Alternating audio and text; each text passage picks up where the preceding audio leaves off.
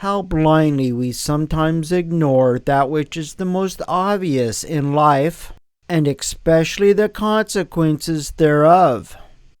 Our duty to others, as to ourselves, is not only to broaden perceived options, but also to eliminate the barriers to those choices that may be seen as unobtainable. The more we are able to secure the abilities of our choices to become successful, the more we may be able to secure those unstable or unpredictable actions' results.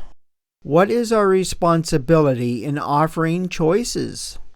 I personally think it is in bad taste to dictate personal beliefs of rights and wrongs or unduly force our personal beliefs onto others. However, neither can we allow the protection of the vulnerable or the survival of humanity to be compromised. In offering choices to ourselves and others, we need to think more about the long-term consequences and results of our actions. We must create an atmosphere where alternative views can be proposed, especially when we may not have all the answers. There are many viewpoints about any question or discussion. In our ability to choose from the choices we perceive as available to us, I often ask myself, do we have a choice, or do we just have an illusion of choice? Because when we make decisions, we are only able to choose from our perceived available options.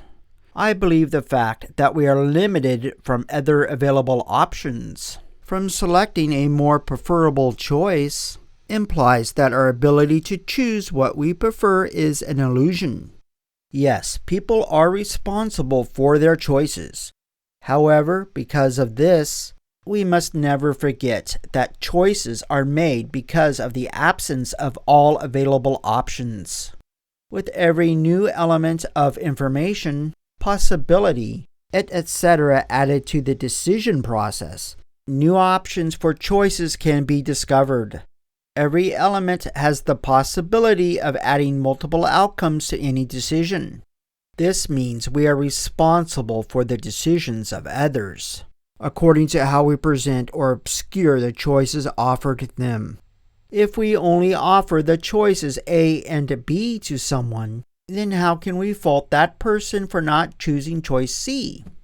In the same way, when we place what people may consider to be unconquerable obstacles in the path of choice B, then how can we fault them when they choose choice A over choice B? Yes, people do have the responsibility to explore their choices and find information about those choices. However, how can we fault them for the results that stem from them choosing one of the choices that we offered? This is a form of culpability for us, in the sense that their decisions are partially based on and thus results of the choices we offered them. It is essential that we give people the freedom and ability to explore all information. Informed decisions require access to expert opinions and their expertise. Experts need to be taken seriously. However, be careful with the expert, who may come with myopic views that fail to see the big picture. Informed decisions also require input from the perspective of the generalist, so the discussion is not clouded with myopic viewpoints. With allowing the examination of expert opinions comes the responsibility to make a considerable effort to include both impartial and contradictory input from those diverse opinions.